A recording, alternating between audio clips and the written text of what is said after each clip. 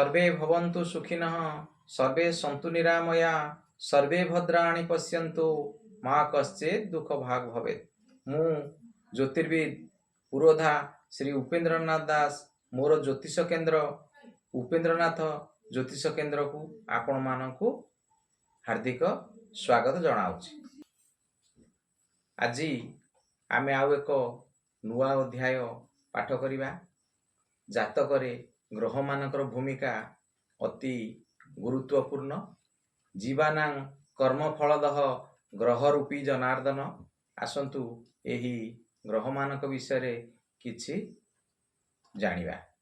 जातकरे 9टी ग्रह हेउचंती रवि, चंद्र, मंगल, बुध, गुरु, शुक्र, शनि, राहु आउ केतु।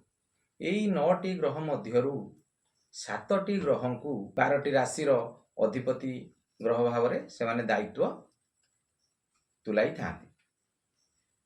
पूर्वर तो यह आमे पढ़ीचे, मु आउ थरे भी मने पकाई देउछि।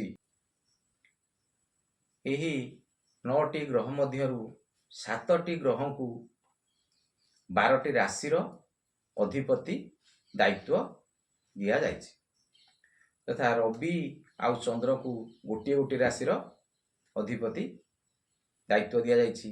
तथा रवि होउचंती सिंह राशिर अधिपति आउ चंद्र होउचंती कर्कट राशिर अधिपति। आउ जो ग्रह रहिले मंगल, बुध, गुरु, शुक्र, शनि, यही 5टी ग्रह को दुई दुईटी राशिर अधिपति हिसाब से दायित्व दिया जाइछि।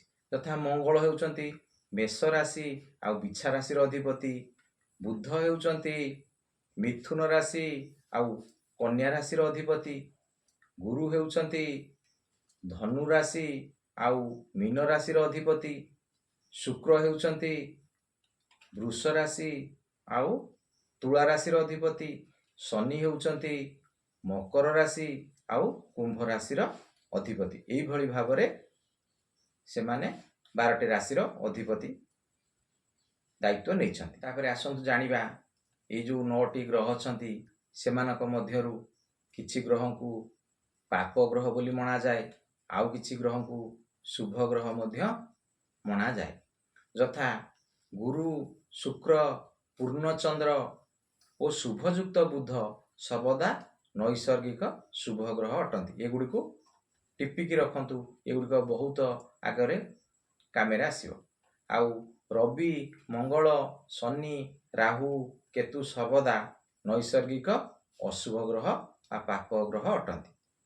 पुणी विभिन्न लग्न अनुजाई ग्रह माने शुभ, अशुभ आउ अति अशुभ, कारक, जोग कारक, मारक आउ बाधक हिसाब रे मध्य गणना करा जाए। आमे एगुड़ी को आउ पाठ करिबा।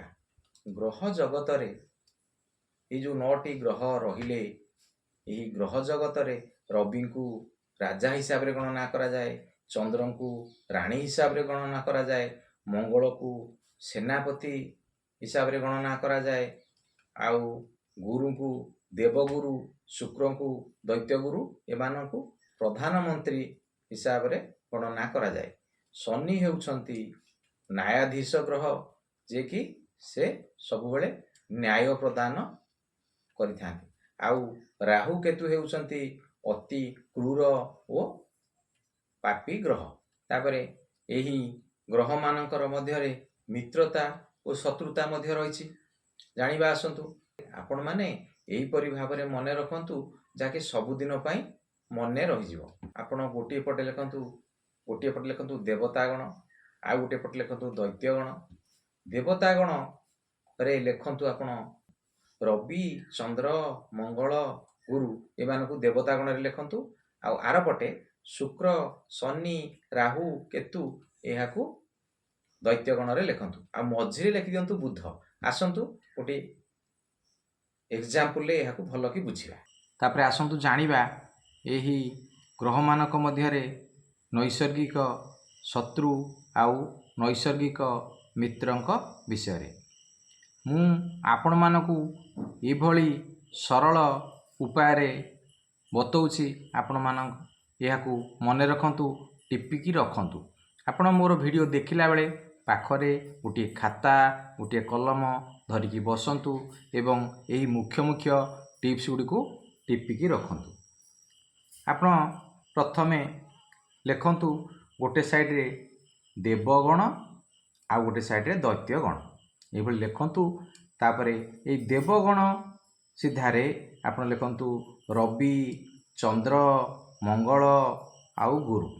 ସେଇଭଳି ଦୈତ୍ୟଗଣ ପାଖରେ ଆପଣ ଲେଖନ୍ତୁ ଶୁକ୍ର, ଶନି, ରାହୁ ଆଉ କେତୁ ଏବଂ ମଝିରେ ଲେଖନ୍ତୁ ବୁଧ।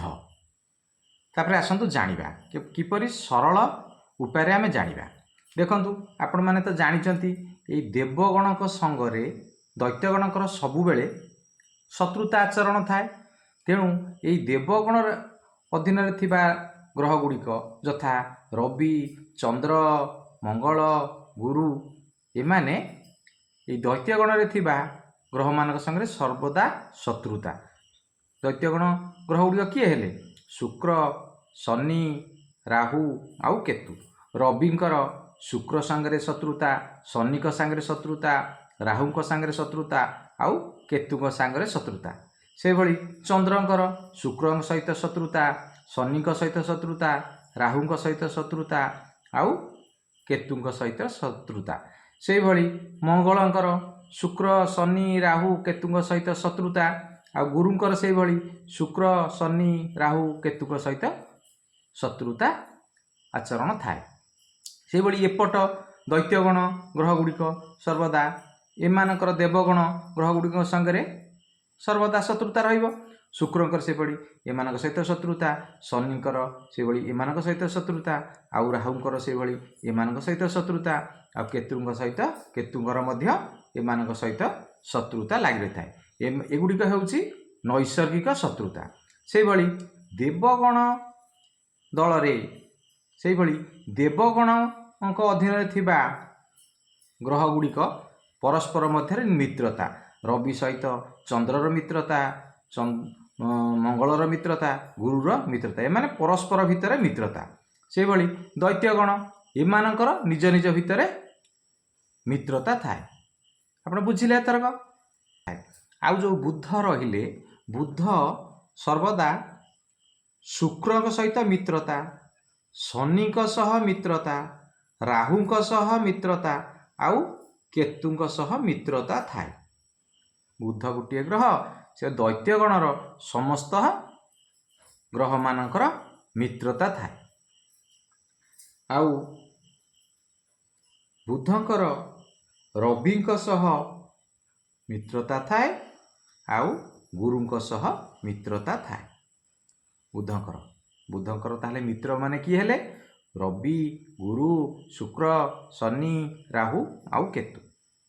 ଆଉ ବୁଧ ସର୍ବଦା ଚନ୍ଦ୍ର ଆଉ ମଙ୍ଗଳ, ଏଇ ଚନ୍ଦ୍ର ଆଉ ମଙ୍ଗଳ ଏମାନଙ୍କ ସହିତ ଶତ୍ରୁତା ଆଚରଣ କରନ୍ତି। ବୁଧ ଏଇ ଚନ୍ଦ୍ର ମଙ୍ଗଳ ସହିତ ଶତ୍ରୁତା ଆଚରଣ କରନ୍ତି। ଜାଣିଲେ? ଏବେ ଜାଣିଲେ କେଉଁ ଗ୍ରହ କେଉଁମାନଙ୍କ ସହିତ ନୈସର୍ଗିକ ଶତ୍ରୁତା ଆଉ ନୈସର୍ଗିକ ମିତ୍ରତା ଥାଏ।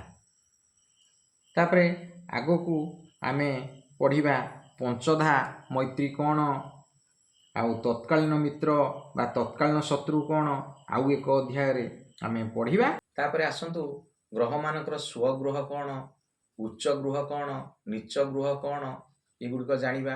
ଏଗୁଡ଼ିକ ଜାତକ ଦେଖିଲା ବେଳେ ଆଉ ଅତି ଗୁରୁତ୍ୱପୂର୍ଣ୍ଣ କଥାଟିଏ ହୋଇଥାଏ। ଏହାକୁ ଜାଣିବା। ସ୍ୱଗୃହ ମାନେ ଜାତକରେ ରବି ଯେଉଁ ରାଶିର ଅଧିପତି ସେଇ ଘରଟି ହେଉଛି ତାଙ୍କର ସ୍ୱଗୃହ। ଯେମିତିକି ରବି ହେଉଛନ୍ତି ସେ ସିଂହ ରାଶିର ଅଧିପତି, ଆଉ ସିଂହ ଘରଟି ହେଉଛି ତାଙ୍କର ସ୍ୱଗୃହ।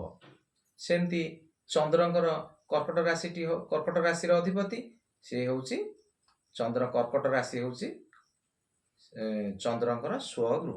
ଏଇଭଳି ଭାବରେ ଆମେ ତ ଆଗରୁ ପଢ଼ିଛେ ବହୁତ।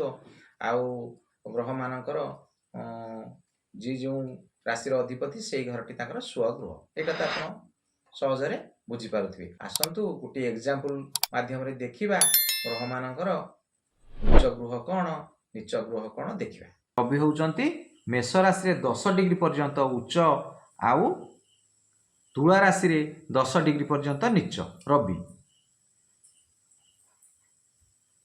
रवि 10 डिग्री पर्यंत तुला राशि रे नीच।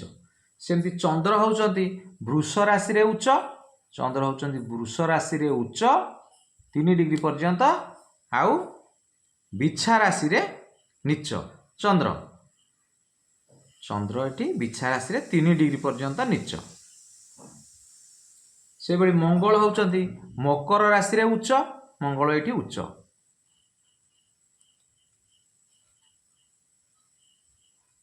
मंगल एटी मकर राशि रे उच्च आ मंगल एटी कर्कट राशि रे नीच 15 डिग्री पर्यंत।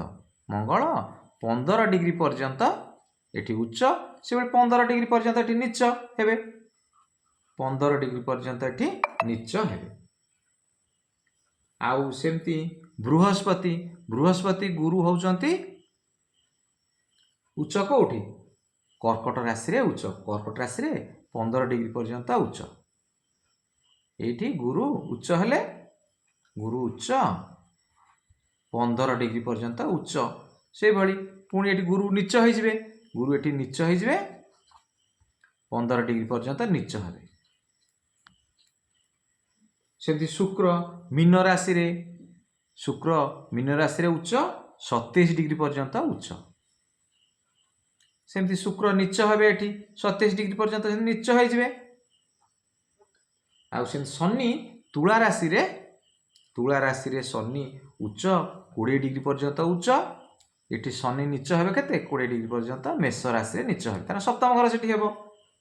आउ राहु केतु सेमती ताकर उच्च हेबे कोठी राहु हेले वृष आ मिथुन घरे उच्च आ बिछा आ धनु घरे नीच। आउ सेमती केतु होउचंती बिछा आ धनु घरे उच्च आ वृष आ मिथुन घरे नीच। तापरे जेते बेले आपण माने जातकर फल कथन कथा विचार को नेबे सेते बेले ग्रह मानकर दृष्टि को विचार को नबा को हेबो। आसंतु से ग्रह मानकर दृष्टि कौन ताकू देखिबा। मन रखंतु 9टी जाक ग्रहंकर समस्तकर सप्तम दृष्टि थाए।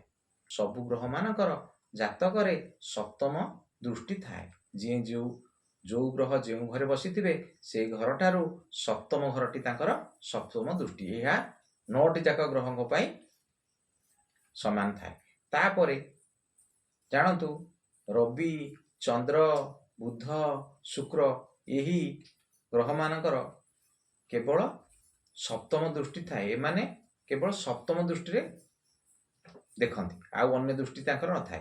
तापरे आउ आसंतु मंगल गुरु शनि राहु केतु एमानकर सप्तम दृष्टि व्यतीत आउ जोड़िए लेखा दृष्टि आउ जोड़िए घर को दृष्टि थाए। यथा मंगलंकर चतुर्थ दृष्टि सप्तम दृष्टि आउ अष्टम दृष्टि थाए।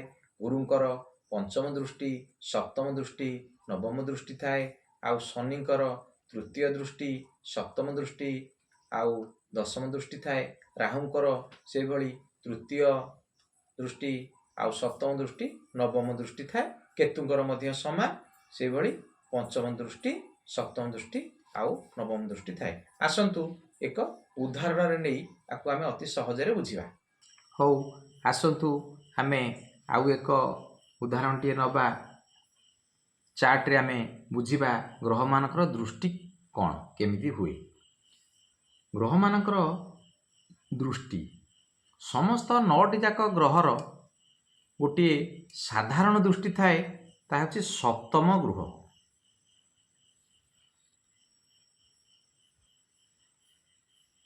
सप्तम दृष्टि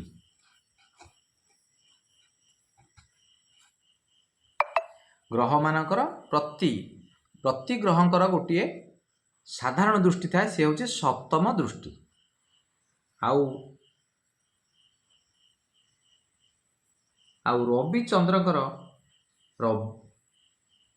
ରବି ଚନ୍ଦ୍ର ବୁଧ ଓ ଶୁକ୍ର ଏଇ ଚାରୋଟି ଗ୍ରହଙ୍କର କେବଳ ଏଇ ଗୋଟିଏ ଦୃଷ୍ଟି ଥାଏ ଯୋଉକି ଯାହାକି ସପ୍ତମ ଦୃଷ୍ଟି। ମନେ କରନ୍ତୁ ମୁଁ ଗୋଟିଏ କୁଣ୍ଡଳୀର ଉଦାହରଣ ନେଇଛି। ମନେ କରନ୍ତୁ ଆପଣଙ୍କ କୁଣ୍ଡଳୀରେ ରବି ଏଇ ଘରେ ବସିଛନ୍ତି, ଯେଉଁ ଘରେ ବସନ୍ତୁ ନା କାହିଁକି ତାଙ୍କର ସପ୍ତମ ଘରକୁ ସେ ଦୃଷ୍ଟିଟି ଦେବେ। 1 2 3 4 5 6 7 ରବି ଯଦି ସେଇ ଏଇ ଘରେ ବସିଥାନ୍ତି ତାହେଲେ ଏଇ ଘରକୁ ସେ ଦୃଷ୍ଟି ଦେବେ। ରବି ଯେଉଁଠି ବସିଛନ୍ତି ନା କାହିଁକି, ରବି ମନେକର ଏଠି ବସିଛନ୍ତି ତାହେଲେ ଏଇଠୁ ସପ୍ତମ ଦୃଷ୍ଟି ତାଙ୍କର ଦେବେ। 1 2 3 4 5 6 7 ଏଠିକି ଦୃଷ୍ଟି ଦେବେ। ସେଇଭଳି ଚନ୍ଦ୍ରଙ୍କର ସପ୍ତମ ଦୃଷ୍ଟି, ଚନ୍ଦ୍ର କୁଣ୍ଡଳୀ ଭିତରେ ଯେଉଁ ଘରେ ବସିଥାନ୍ତୁ ନା କାହିଁକି, ମନେ କରନ୍ତୁ ଚନ୍ଦ୍ର ଏଇଠି ବସିଛନ୍ତି, ତାହେଲେ ତାଙ୍କର ସପ୍ତମ ଘରଟି କିଏ ହେବ? 1 2 3 4 5 6 7 ଚନ୍ଦ୍ର ଏଇ ଘରକୁ ଦୃଷ୍ଟି ଦେବେ। ସେ ଚନ୍ଦ୍ର ଯେଉଁଠି ବସିଥାନ୍ତୁ ନା କାହିଁକି ଜାତକ ଭିତରେ ଚନ୍ଦ୍ରଙ୍କର କେବଳ ସପ୍ତମ ଦୃଷ୍ଟି ଥାଏ। ସେଭଳି ବୁଧଙ୍କର ସେମିତି ସପ୍ତମ ଦୃଷ୍ଟିଟି ଥାଏ। ବୁଧ ମନେ କରନ୍ତୁ ବୁଧଟି ଏଇ ଘରେ ବସିଛନ୍ତି, ବୁଧ ତାହେଲେ ତାର ସପ୍ତମ ଦୃଷ୍ଟି କେଉଁଠି ହେବ? 1 2 3 4 5 6 7 ଏଇ ଘରଟିକି ବୁଧଙ୍କର ସପ୍ତମ ଦୃଷ୍ଟି ହେବ। ସପ୍ତମ ଦୃଷ୍ଟିରେ ବୁଧ ଏଇ ଘରଟିକି ଦେଖିବେ। ସେଭଳି ଶୁକ୍ରଙ୍କର ସେମିତି ସପ୍ତମ ଦୃଷ୍ଟି ଅଛି। ଶୁକ୍ର କେବଳ ସପ୍ତମ ଦୃଷ୍ଟିରେ ଘରଟିକି ଦେଖନ୍ତି। ମନେ କରନ୍ତୁ ଶୁକ୍ର ଜାତକରେ ଏଇଠି ବସିଛନ୍ତି, ଶୁକ୍ର ଏଇଠି ବସିଛନ୍ତି, ତାର ସପ୍ତମ ଦୃଷ୍ଟି କେଉଁଠି ହେବ? ତାହେଲେ 1 2 3 4 5 6 7 ଏଇ ଘରଟିକି ଶୁକ୍ରଙ୍କର ହେବ ସପ୍ତମ ଦୃଷ୍ଟି। ଆଉ ତାପରେ ଆଉ ଯେଉଁ ଚାରୋଟି ଗ୍ରହ ରହିଲେ ମଙ୍ଗଳ, ଗୁରୁ, ଶନି, ରାହୁ ଆଉ କେତୁ, ଏମାନଙ୍କର ସପ୍ତମ ଦୃଷ୍ଟି ସହ ଆଉ 2ଟି ଲେଖା ଅଧିକ ଦୃଷ୍ଟି ଥାଏ। ଯଥା ମନେ କରନ୍ତୁ ମଙ୍ଗଳ ଆପଣଙ୍କ ଜାତକରେ ଏଇଠି ବସିଛନ୍ତି, ମଙ୍ଗଳ ଯେଉଁ ଘରେ ବସନ୍ତୁ ନା କାହିଁ ସେଥିରେ କିଛି ଯାଆସ ନାହିଁ। ମଙ୍ଗଳ ମନେକର ଏଇ ଘରଟିରେ ବସିଛନ୍ତି, ମଙ୍ଗଳଙ୍କର ଦୃଷ୍ଟି ତାହେଲେ କେଉଁଠି ରହିବ? ମଙ୍ଗଳଙ୍କର ଚତୁର୍ଥ ଘର, ସପ୍ତମ ଘର ଆଉ ଅଷ୍ଟମ ଘରକୁ ଦୃଷ୍ଟିଟି ରହିବ। ତାହେଲେ ଦେଖିବା ଆସନ୍ତୁ, ମଙ୍ଗଳଙ୍କର 1 2 3 4 ମଙ୍ଗଳ ଏଇ ଘରଟିକି ଦୃଷ୍ଟି ଦେବେ। ତାପରେ ସମସ୍ତଙ୍କର ସପ୍ତମ ଦୃଷ୍ଟି ଅଛି, ଆମେ ଜାଣିଛେ ଆଗରୁ ସବୁ ଗ୍ରହଙ୍କର ସପ୍ତମ ଦୃଷ୍ଟି ହେଉଛି କମନ ଦୃଷ୍ଟି। ତେଣୁ 1 2 3 4 5 6 7 ଏଠିକି ମଙ୍ଗଳ ଦୃଷ୍ଟି ଦେବେ। ତା ବାଦେ ଆଉ ଗୋଟେ ଅଷ୍ଟମ ଘରକୁ ମଧ୍ୟ ମଙ୍ଗଳ ଦେଖନ୍ତି। ଅଷ୍ଟମ ଘରଟି ମଙ୍ଗଳର କିଏ ହେବ? 1 2 3 4 5 6 7 8 ମଙ୍ଗଳ ଏଇ ଘରଟିକି ମଧ୍ୟ ଦୃଷ୍ଟି ଦେବେ। ମଙ୍ଗଳଙ୍କର 3ଟି ଦୃଷ୍ଟି, ମଙ୍ଗଳଙ୍କର ଏଗୁଡ଼ା ଟିପିକି ଟିକେ ରଖନ୍ତୁ। ମଙ୍ଗଳଙ୍କର 3ଟି ଦୃଷ୍ଟି, ଗୋଟେ ହେଲା ଚତୁର୍ଥ, ଗୋଟିଏ ହେଲା ସପ୍ତମ ଆଉ ଗୋଟିଏ ହେଲା ଅଷ୍ଟମ। ଏଇ 3ଟି ମଙ୍ଗଳ ଚତୁର୍ଥ ଘରକୁ ଦେଖନ୍ତି, ସପ୍ତମ ଘରକୁ ଦେଖନ୍ତି ଆଉ ଅଷ୍ଟମ ଘରକୁ ମଧ୍ୟ ଦେଖନ୍ତି। ତାପରେ ଗୁରୁଙ୍କର ସେମିତି 3ଟି ଦୃଷ୍ଟି ଅଛି। ଯଥା ଗୁରୁଙ୍କର ପଞ୍ଚମ ଦୃଷ୍ଟି, ସପ୍ତମ ଦୃଷ୍ଟି ଆଉ ନବମ ଦୃଷ୍ଟି। ଗୁରୁଙ୍କର ପଞ୍ଚମ ଦୃଷ୍ଟି, ସପ୍ତମ ଦୃଷ୍ଟି ଆଉ ନବମ ଦୃଷ୍ଟି। ଗୁରୁ ଜାତକରେ ଯେଉଁ ଘରେ ବସିଥାନ୍ତୁ ନା କାହିଁକି, ମନେ କରନ୍ତୁ ଗୁରୁ ଆପଣଙ୍କର ଏଇ ଘରେ ଅଛନ୍ତି, ଏଇ ଘରେ ଗୁରୁ ବସିଛନ୍ତି ଜାତକରେ, ତାହେଲେ ତାଙ୍କର ପଞ୍ଚମ ଦୃଷ୍ଟି କେଉଁଠି ହେବ? 1 2 3 4 5 ଏଇ ଘରଟି ଗୁରୁଙ୍କର ପଞ୍ଚମ ଦୃଷ୍ଟିରେ ଗୁରୁ ଏଇ ଘରଟିକି ଦେଖିବେ। ପୁଣି ତାଙ୍କର ସପ୍ତମ ଘର କେଉଁ ଘରଟି ହେବ? 1 2 3 4 5 6 7 ଏଇ ଘରଟିକି ଗୁରୁ ତାଙ୍କର ସପ୍ତମ ଦୃଷ୍ଟିରେ ଦେଖିବେ। ତାପରେ ଗୁରୁଙ୍କର ଆଉ ଗୋଟିଏ ଦୃଷ୍ଟି ଅଛି, ନବମ ଦୃଷ୍ଟି। ଗୁରୁଙ୍କର ସପ୍ତମ, ଅଷ୍ଟମ, ନବମ, ଗୁରୁ ଏଇ ଘରଟିକି ମଧ୍ୟ ଦେଖିବେ। ତାଙ୍କର ଦୃଷ୍ଟି, ଗୁରୁଙ୍କର 3ଟି ଦୃଷ୍ଟି, ଯଥା ପଞ୍ଚମ ଘରକୁ ଦୃଷ୍ଟି, ସପ୍ତମ ଘରକୁ ଦୃଷ୍ଟି ଆଉ ନବମ ଘରକୁ ଦୃଷ୍ଟି। ତାପରେ ଆସିଲେ ଶନିଙ୍କର ସେଇଭଳି 3ଟି ଦୃଷ୍ଟି ଥାଏ। ଶନିଙ୍କର 3ଟି ଦୃଷ୍ଟି ଥାଏ, ଯଥା ତୃତୀୟ ଦୃଷ୍ଟି, ସପ୍ତମ ଦୃଷ୍ଟି ଆଉ ଦଶମ ଦୃଷ୍ଟି। ଶନି ଯେଉଁ ଘରେ ବସିଥାନ୍ତୁ ନା କାହିଁକି ସେ ତୃତୀୟ ଘରକୁ ଦେଖିବେ। ମନେ କରନ୍ତୁ ଶନି ଏଇ ଘରେ ବସିଛନ୍ତି, ଆପଣଙ୍କ ଜାତକରେ କୁଣ୍ଡଳୀରେ ଲଗ୍ନ କୁଣ୍ଡଳୀଟି ଦେଖିବେ ଶନି ଏଇଠି ବସିଛନ୍ତି, सी तीनोटी घर को दृष्टि देवे यथा 1 2 3 यही घर टी शनि दृष्टि देवे तापर सप्तम घर 1 2 3 4 5 6 7 यही घर टी दृष्टि देवे तापर दशम घर 7 8 9 10 यही घर टी शनि दृष्टि देवे शनिकर तीनोटी दृष्टि थाए तृतीय दृष्टि 1 2 3 घर को देवे 1 2 3 4 5 6 7 यही घर टी शनि दृष्टि देवे पुणी दशम घर को 1 2 3 4 5 6 7 8 9 10 यही घर टी शनि दृष्टि देवे शनिकर ये तीनोटी दृष्टि थाए सेमती राहु केतुंकर राहुंकर सेमती तीनोटी दृष्टि यथा पंचम सप्तम आउ नवम केतुकर मध्य समान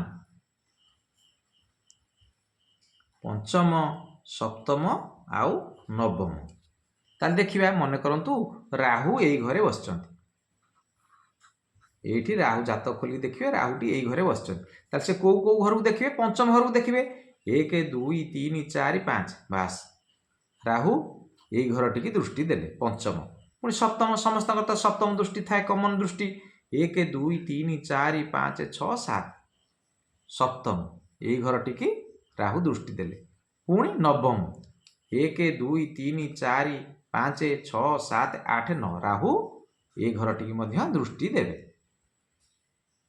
सेमती केतु केतु मन कर केतु ये बस केतु ये बस केतु ये बस सी कौट पंचम घर को देखिए 1 2 3 4 5 यही घर टी केतु देखिए पुणी सप्तम घर 1 2 3 4 5 6 7 ये घर टी केतु देखिए सप्तम आउ गोटे रहा नवम दृष्टि 1 2 3 4 5 6 7 8 9 नवम घर यही घर टी केतु देखिए ये हूँ ग्रह मानकर दृष्टि यही गोटे हूँ यही दृष्टि हूँ गोटे बड़ भूमिका जातक जातक जिते आप गणना करेंगे फल